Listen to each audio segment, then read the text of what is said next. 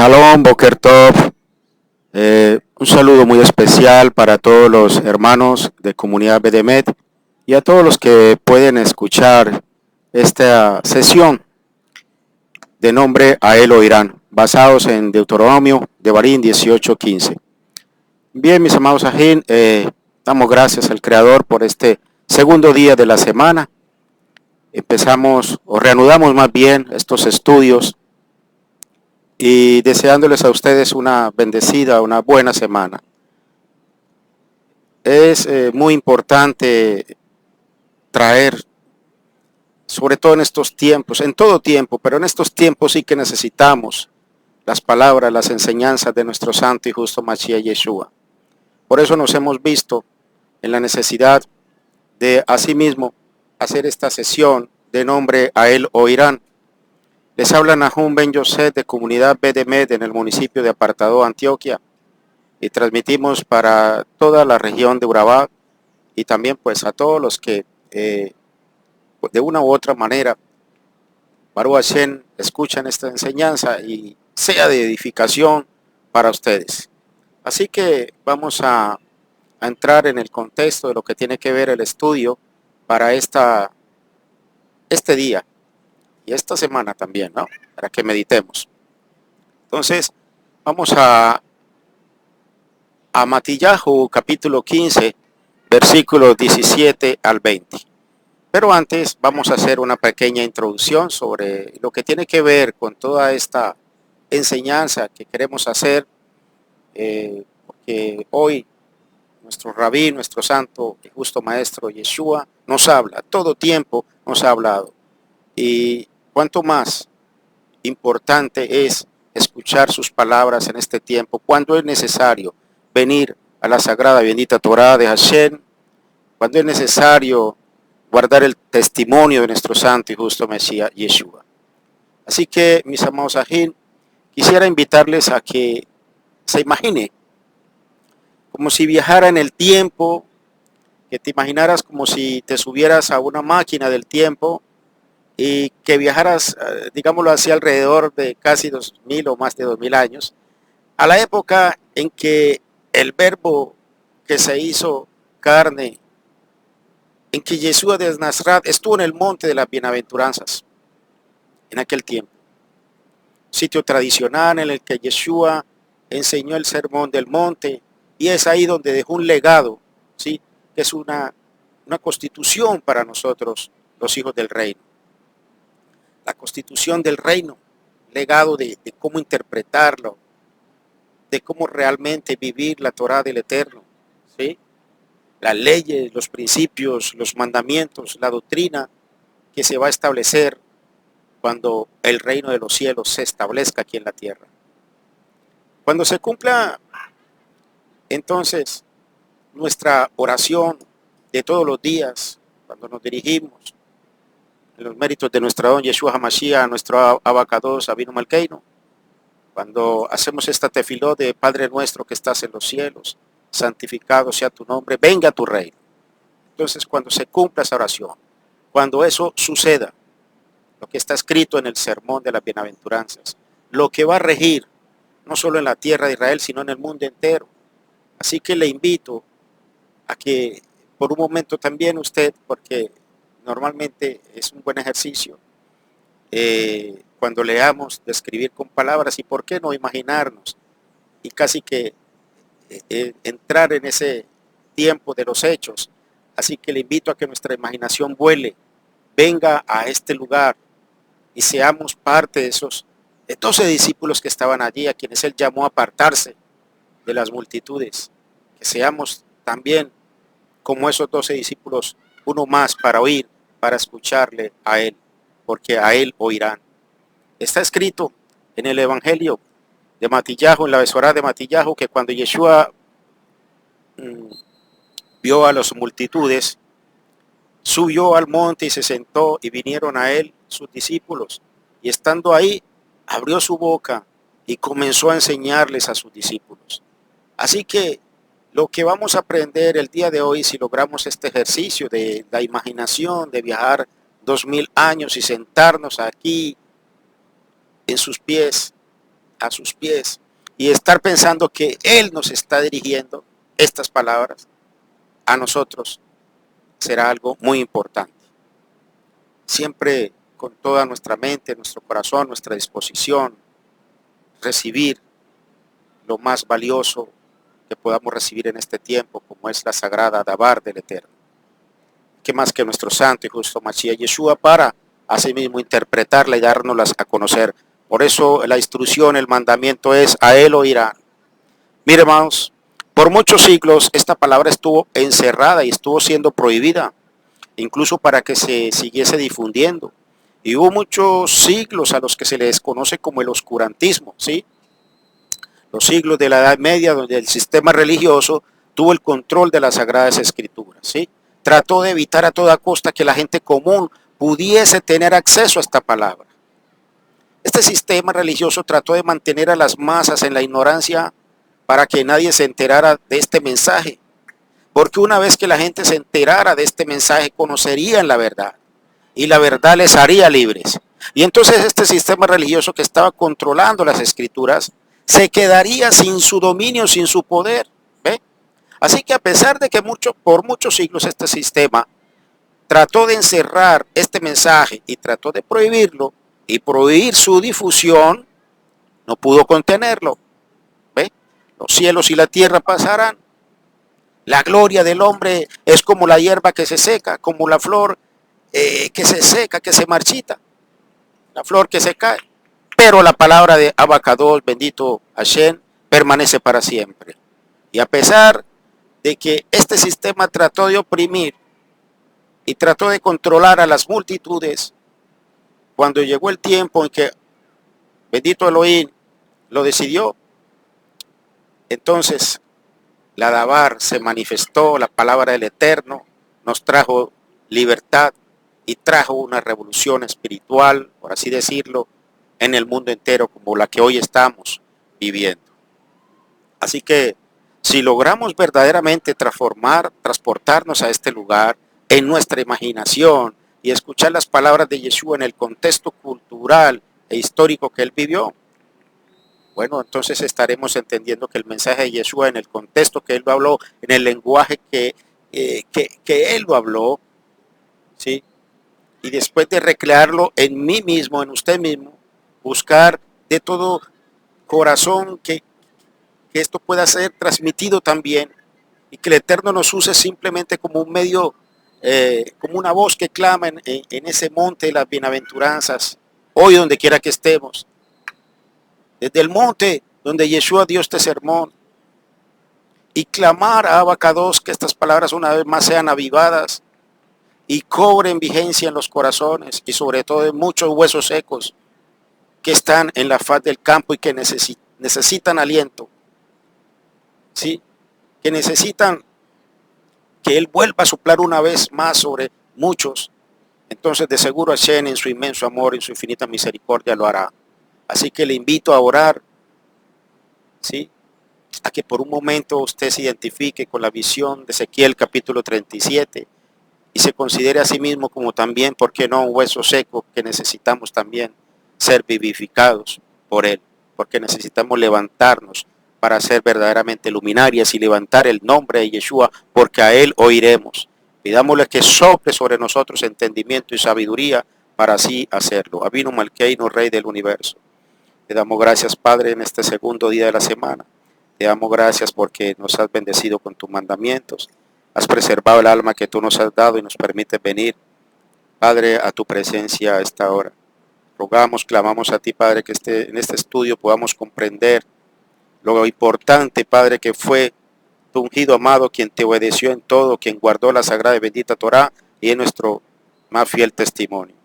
En este tiempo es necesario, aún más, Padre, que escuchemos esas palabras cuando asimismo le dijiste a Moshe que transmitiera al pueblo de que profeta entre tus hermanos, entre sus hermanos levantarías y que a él oiríamos. Asimismo, en quien has tenido complacencia, Padre de la gloria, nosotros queremos escuchar y queremos oír. Danos la sabiduría, la inteligencia, para que estas palabras no solamente se guarden en nuestro corazón, en nuestra mente, en nuestra alma, sino que sean manifiestas a todo aquel que le necesite. porque la mies es mucha, pero los obreros poco, Padre. Bendito Abacados. Amén. Bueno, Mateo 5, versículo 17 nos dice, no penséis que he venido para abrogar la ley o los profetas. No he venido para abrogar, sino para cumplir. Esto es uno de los versículos más contundentes. Mire, Yeshua, sobre el cual vamos a estudiar hoy. Repito, Mateo 5, 17, no penséis que he venido para abrogar la ley o los profetas. No he venido para abrogar, sino para cumplir. Yeshua es el maestro de maestros. Él es el rabí por excelencia. Y su estilo de enseñanza, mire, es establecer una verdad. Pues Él es el camino, la verdad y la vida. ¿Ve?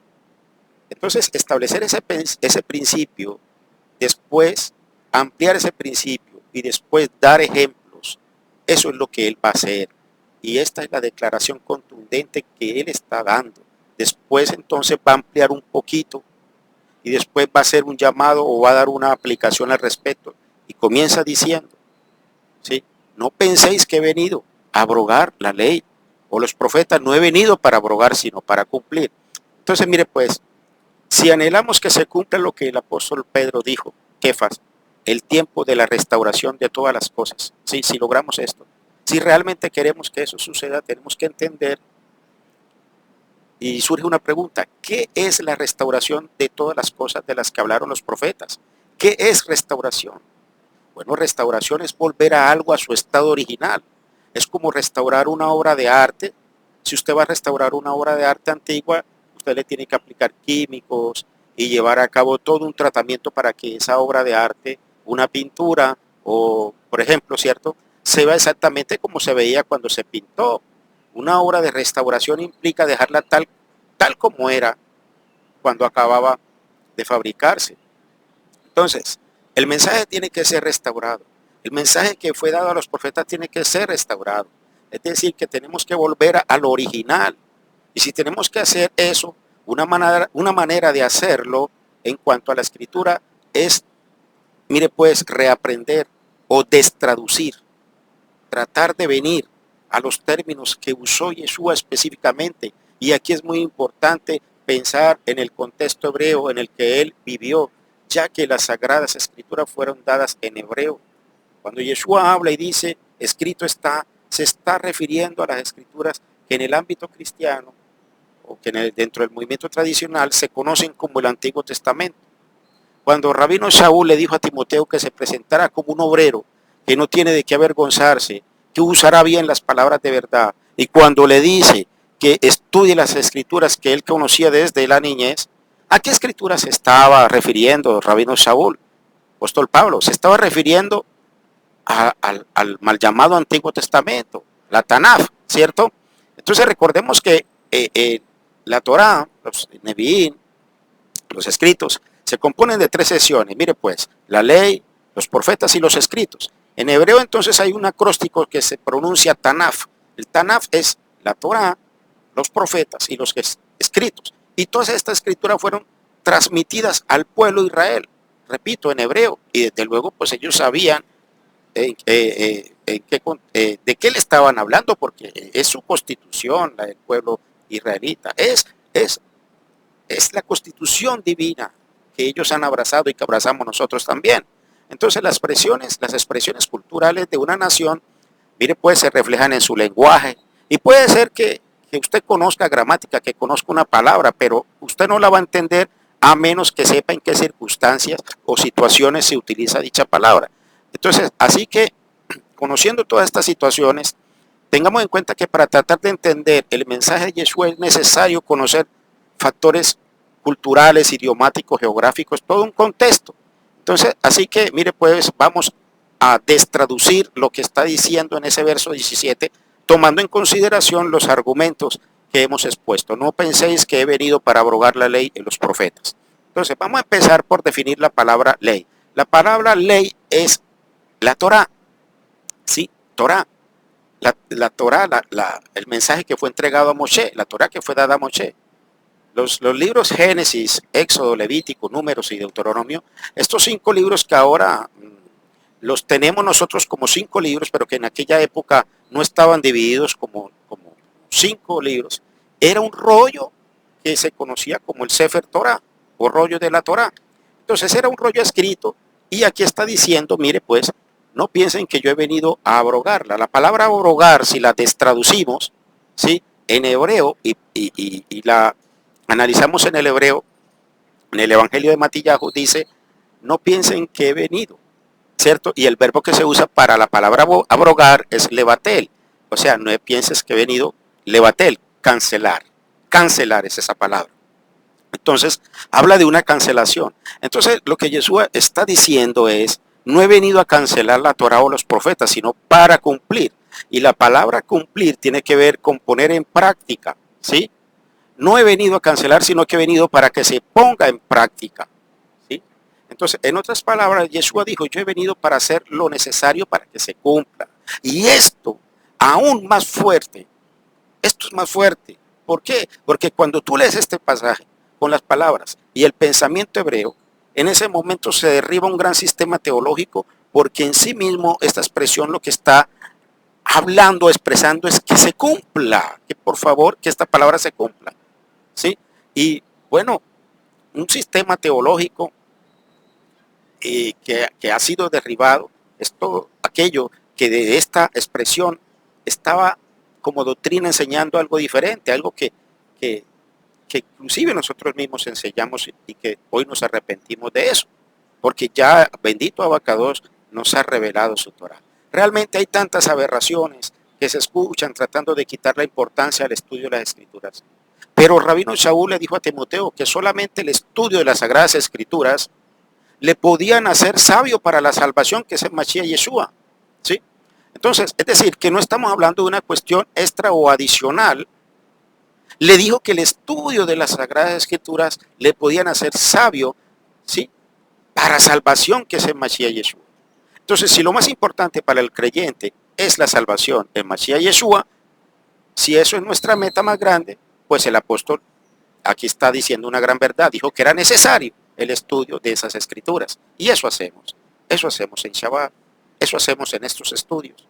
Y eso queremos seguir haciendo para que a muchos lleguen las palabras de Yeshua en el real contexto, idioma y lenguaje que él lo habló. ¿Sí? Es necesario estudiar la escritura y eso hacemos en Shabbat, en nuestros lugares de congregación.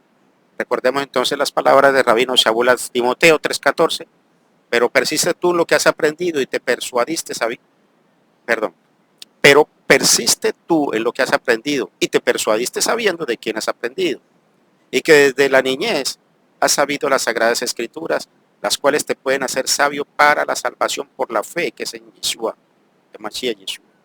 Entonces definitivamente no podemos solamente ser oidores de hombres, tenemos que nosotros mismos también tener la disciplina, la voluntad para estudiar, para conocerle a él, a nuestro Abacados y a su ungido, quien le da la correcta interpretación a la Torah. Ahora, surge una pregunta, ¿y cuáles sagradas escrituras son las que tenía Timoteo desde la niñez? Bueno, el Antiguo Testamento, como ha sido mal llamado, la Tanaf, la Torah de Moshe, los profetas y los escritos. Esas eran las sagradas escrituras. Así que Jesús, hablando de esa escritura, les dice, no penséis que he venido para abrogar, para cancelar la ley o los profetas. No he venido para abrogar, sino para cumplir. Porque de cierto os digo que hasta que pasen el cielo y la tierra, ni una jota, ni una tilde pasará de la ley hasta que todo se haya cumplido. Entonces, nuevamente vamos a destraducir, porque mire pues, si usted dice ni una jota, ni una tilde, cuando dices jota, te imaginas la letra J, y cuando dices tilde, pues ya no sabes muy bien a qué se estará refiriendo. Quizás piense que es una pequeña coma, pero en realidad no puedes entender el sentido de lo que está diciendo Yeshua. ¿Por qué? Pues porque en el hebreo, amados ajín, no existen las comas, no existen los puntos, no separan las palabras con puntos y comas. Eso no existe en el lenguaje de las Sagradas Escrituras de las que él está hablando. La Sagrada Escritura en su lenguaje original, en su idioma original que fue escrita, ¿cierto? El hebreo. Entonces él está hablando de la Torá y los profetas, que eran escrituras que ni tienen J, ni tienen tilde, ¿cierto? Como nosotros la conocemos en español. Así que, ¿de qué está hablando? que el cielo y la tierra no van a pasar hasta que todo se cumpla. Porque si nosotros leemos luego Mateo 5:18, dice, porque de cierto os digo, que hasta que pasen el cielo y la tierra, ni una jota ni una tilde pasará de la Torá hasta que todo se haya cumplido. Dice entonces, repito, que el cielo y la tierra no van a pasar hasta que todo se cumpla. ¿Sí? Cita entonces nuestro santo y justo Mashiach el cielo y la tierra. Porque recordemos que cuando Moshe entregó las escrituras, ¿cierto? Cuando Moshe entrega los mandamientos al pueblo de Israel, Moshe le dice al pueblo de Israel lo siguiente, de Devarim 30:19. A los cielos y la tierra llamo por testigos hoy contra vosotros, que os he puesto delante la vida y la muerte, la bendición y la maldición. Escoge pues la vida para que vivas tú y tu descendencia. Entonces Moshe cita como testigos a los cielos y a la tierra. Como testigos porque la misma ley, la Torah, la instrucción divina establece que para dar testimonio de cualquier cosa, cuando menos se necesitan dos testigos. Así que los dos testigos que utiliza Moshe son el cielo y la tierra. Así que si Moshe llama como testigos a los cielos y la tierra, pues nuestro santo y justo maestro Yeshua, el Mesías de Israel, simplemente reitera lo que Moshe dijo. Y dijo, aquí están los cielos, aquí está la tierra. Y si están los cielos y la tierra, quiere decir que las palabras de Moshe no han pasado. ¿Sí? Recordemos que estamos abordando el registro de que él no ha venido a abrogar la Torah, a cancelarla. Cuando personalmente leía este texto, sobre todo viniendo de un contexto de movimiento tradicional evangélico, que te dice que ya no hay que guardar la ley de Moshe, y que leía este texto, bueno, tenía mi propia manera de explicarlo para terminar pensando que ya no era necesario cumplir con toda la Torah de Moshe. Pero una vez que empecé a entender, a escudriñar, ¿cierto?, las escrituras y a comprender el sentido y la sencillez de lo que dice este registro, me di cuenta que esa teoría simplemente era un engaño, ¿sí? Entonces, en el hebreo la palabra no es J, la palabra es Yud, que es la letra más pequeña del hebreo. Entonces, la palabra que se utiliza en el texto hebreo para tilde es una nekudá. La nekudá es un puntito que se le pone a algunas letras para que el sonido se escuche diferente, ¿sí? Con un punto se hace más enfático el sonido y en ocasiones el énfasis también le da cierto sentido a las palabras, ¿ve? Entonces, ahora bien, la yud es muy importante porque si esto lo leemos desde el contexto del idioma español o del idioma inglés, pues no hay tanto problema. En cambio, una letra, hablando de una tilde en el contexto español, en el idioma español, entonces no habrá tanto problema porque es cambiar una letra por otra en una palabra, es decir, solamente pasa como falta de ortografía. Lo que quiero decir es que desde ese contexto no podemos entender, ¿sí?, la razón por la que Yeshua está dando tanta importancia a estas dos letras, a la Yud y a la Yud y la letra, a la Yud. Y entonces, esta letra se debe a que el hebreo, o la razón más bien por la que Yeshua explica sobre las dos letras, se me escapa la otra letra, ustedes me entenderán. Entonces, esto se debe a que el hebreo es diferente a otros idiomas, ¿sí? En el sentido de que una letra, póngale cuidado, puede cambiarte totalmente el sentido de una palabra. Una letra en el idioma hebreo, ¿sí?, te puede cambiar totalmente el sentido a una palabra, ¿sí? Entonces, tengamos muy en cuenta eso. El hebreo, las palabras se componen con lo que se conoce como raíces. En el hebreo las palabras se componen con lo que se conoce como raíces. Es decir, que cada palabra tiene una raíz. Y si tú conoces el significado de esa raíz, ya en gran parte puedes entender de qué se trata, ¿sí? En el paleohebreo, póngale cuidado, el hebreo antiguo, la raíz paterna o el origen más primitivo de las raíces eran dos letras. Y póngale cuidado, las letras eran pictográficas. Es decir, que el idioma hebreo antiguo era pictográfico. Lo que quiere decir que cada letra dibujaba, cada letra que se dibujaba era una especie de dibujo que te daba una cierta idea. la combinación de 2 o 3 dibujos te hacía entender todo el concepto del lenguaje. Eso pasa en el hebreo también, cuando nosotros realmente no le utilizamos como debe utilizarse.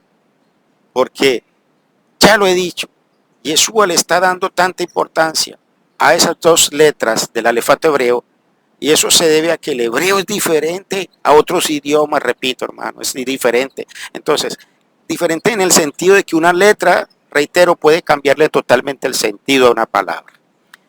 Ahora bien, entonces, si usted quiere entender las palabras de Yeshua, tiene que llegar a entenderla, o a entender más bien cuál es la raíz de cada palabra. Entonces, una vez que usted entiende la raíz de esa palabra, el concepto se vuelve sumamente sencillo, ¿sí?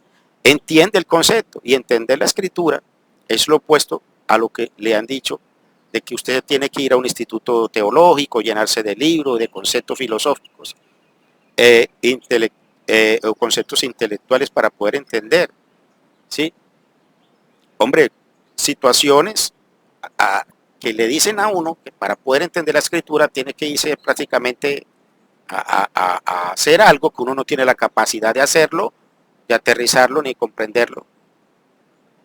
Entonces hay que venir esa a la raíz hebrea. Hay que venir, no hay necesidad de tanto exigirse tampoco, sino estudiar un poco, ser autodidactas, es saber escuchar. Hoy bendito Abacados nos ha dado todas las herramientas, ¿sí? Entonces aprovechémosla, ¿ve? Una pregunta, ¿ustedes creen que los discípulos entonces están pensando en una ley, los discípulos de Mashiach Yeshua, cuando él les dice que no ha venido a abrogar? De pronto estaban pensando en una ley del Mashiach escrita. ¿Ustedes creen que los 12 discípulos aquí estaban pensando que Yeshua está hablando de la ley de Mashiach o de la ley que él les daría después y que en ese momento no estaba escrita? Por un momento, imagínense, por eso les decía, vamos a ese lugar, a ese monte, y pensemos que él nos está hablando. Es ridículo y absurdo, hermanos, pensar en ese argumento. Entonces, esto es lo que la lógica y el sentido común de leer la escritura y lo que la restauración va a hacer.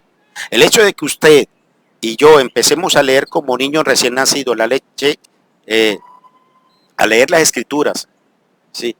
Y digamos, empecemos a leer como niños recién nacidos. La leche espiritual no adulterada, esa que estamos recibiendo, lo que va a hacer entonces es que todos esos argumentos arcaicos, absurdos, ridículos se derriben y caigan por su propio peso. Porque es imposible ir en contra de la lógica de las escrituras. Por supuesto, amados Sajín, que Yeshua estaba hablando de la ley, de la Torá, que estos 12 discípulos que estaban con él sabían, ¿sí? Y a qué ley se estaba refiriendo. Ellos sabían a qué ley se estaba refiriendo.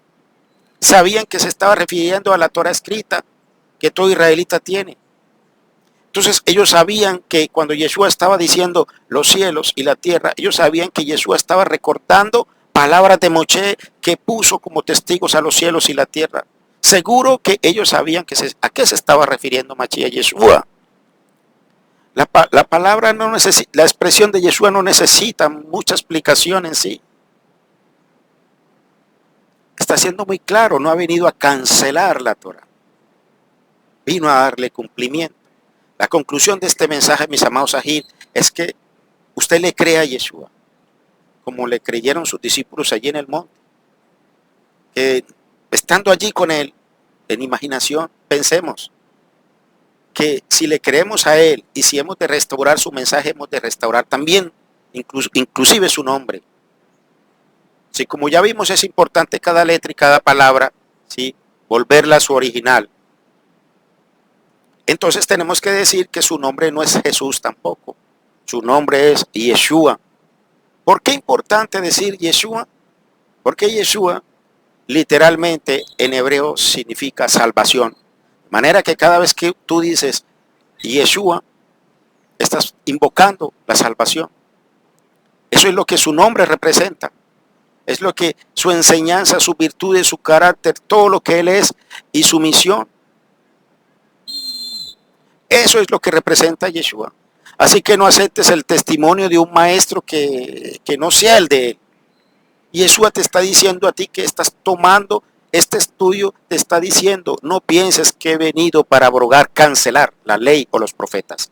No he venido para abrogar, sino para cumplir y hacer que se cumpla. Porque de cierto os digo que hasta que pasen el cielo y la tierra, ni una jota ni una tilde pasará de la Torá, de la ley, hasta que todo se haya cumplido. Entonces, este es el principio que está enseñando, así que la conclusión de esta enseñanza es, de manera que cualquiera que quebrante, es decir, desobedezca uno de estos mandamientos muy pequeños, los mandamientos de la ley de Moshe, y así enseña a los hombres, muy pequeños será llamado en el reino de los Shamaín de los cielos. Mas cualquiera que los haga y los enseñe, este será llamado grande en el reino de los cielos. Si Yeshua en el principio, ¿sí?, que nos está enseñando, nos está diciendo que ha venido a cumplir y hacer que se cumpla, esto se lo está diciendo a sus discípulos. Y si usted dice ser su discípulo, eso se lo está diciendo a usted también. Por un momento piense que está allí con él en el monte donde él lo expresó. Matillahu 5:19 nos dice, de manera que cualquiera que quebrante, desobedezca, reitero, uno de estos mandamientos muy pequeños, y así enseñe a los hombres muy pequeños, será llamado en el reino de los cielos. ¿Sí? Así que, mire, el nuevo pacto consiste en que Abacados, bendito Elohim, escribirá sus leyes en nuestro corazón y en nuestra mente para ponerlos por obra. De manera que cualquiera que quebrante, que siga en la necedad, en la vanidad de pensar que Abino Malkeino se puede contradecir, que el Eterno cambia, muy pequeño será llamado en el reino de los cielos, si es que así fuere. Matillahu 5:19 nos dice, mas cualquiera que los haga y los enseñe, este será llamado grande en el reino de los cielos. Yeshua está diciendo que no penséis que había venido a cancelar la ley. Yeshua en ningún momento habló en contra de la Torá de Moshe. Y es por eso que es importante que imagináramos que estamos aquí en el monte de las bienaventuranzas, representantes de todos los que creyeron en el mensaje de los apóstoles, ¿sí?, de los discípulos.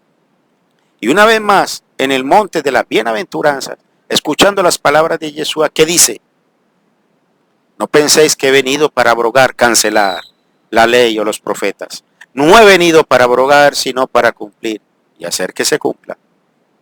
Porque de cierto os digo que hasta que pasen el cielo y la tierra, ni una jota ni una tilde, ¿sí?, pasará de la Torá, hasta que todo se haya cumplido. De manera que cualquiera que quebrante, desobedezca uno de estos mandamientos muy pequeños, los mandamientos de la Torá de Moshe, y así enseña a los hombres muy pequeño, nulo, necio, será llamado en el reino de los cielos. Así que, mis amados ajín, tengamos esto muy en cuenta. Si usted se considera un discípulo de nuestro santo y justo Maestro, nuestro Mesías Yeshua, el Mesías de Israel, y anhela de todo corazón ser parte del reino, pues más vale que enfoquemos toda nuestra atención en lo que Él nos ha dicho en este día, en este segundo día de esta semana, en el segundo mes que estamos, el mes de Kislev. Boker Tov. Shalom, mis amados ajín.